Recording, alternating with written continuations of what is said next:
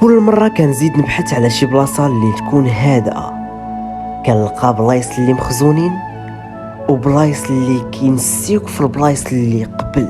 واخا زوينين هاد البلايص اللي مخزونين ولكن خاصهم بعض الاصلاحات. اخوربه كتواجد بالجماعه القرويه تانوغا وتابعه لاقليم بني ملال، واليوم في هاد الفيديو غادي نتعرفوا عليها اكثر. الاخوان اليوم كنتواجد في عين اخوربه. صراحه عين اخوربه صغيره ولكن زوينه، غتستمتع فيها وغتستمتع. المهم غادي نعرفكم على عين اخوربه. رجعوا البرنامج 6 ديال الصباح وغادي نكون مازال في الدار، ولكن غادي نخرج دابا. كنكون خرجت من الدار وديريكت غادي نمشي لبلاصه الطوبيسات اللي كاينين في اميرال. المهم الاخوان خرجت من الدار وانا غادي دابا لبلاصه الطوبيسات. المهم غادي نشدو الطريق من دابا شويه.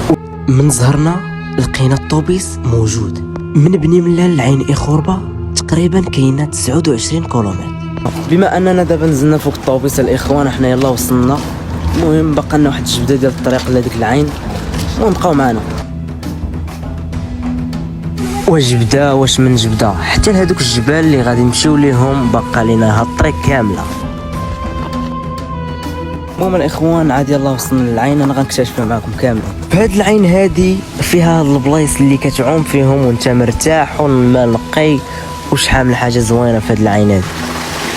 وما نساوش حتى هاد الشلال اللي صغيور وزوين وفيه تصاور اللي غيطلعوا واعرين.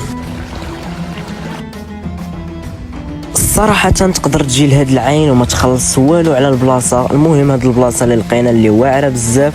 واول حاجة الاخوان مع الصبحية في هاد العين هادي هي الدراري شي عومة مع الصبح. سير عباس. لا الماء بارد، الماء بارد.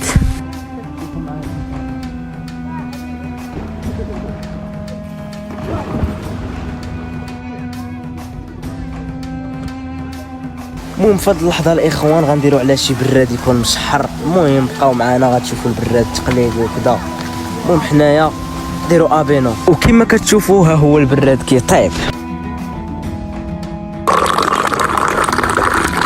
وضروري فاش كنجي في شي منظر كيشد فيا النعاس وكنعس. المهم نرتاح شويه. صراحه انا الاخوان ضربتها بواحد النعسه واعره هنا في هاد البلاصه هادي. ودينا الطاجين غادي تصاوب عند المراه لتحت. انا غنوريكم فين البلاصه. المهم الطاجين كيوجد هادشي اللي كاين. وبالنسبه للطواجن اثمنه مناسبه. المهم هاد الطاجين كيطيب وها قريب يوجد. المهم الاخوان الطاجين وجد وحنا غنتغداو دابا. الصراحه الطاجين جا زوين بزاف وتحياتي للناس اللي قادوه هنايا. هما الاخوان دابا غنضربوا الطاجين ونرجعوا لكم.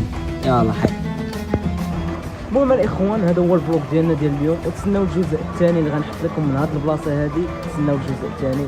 هلا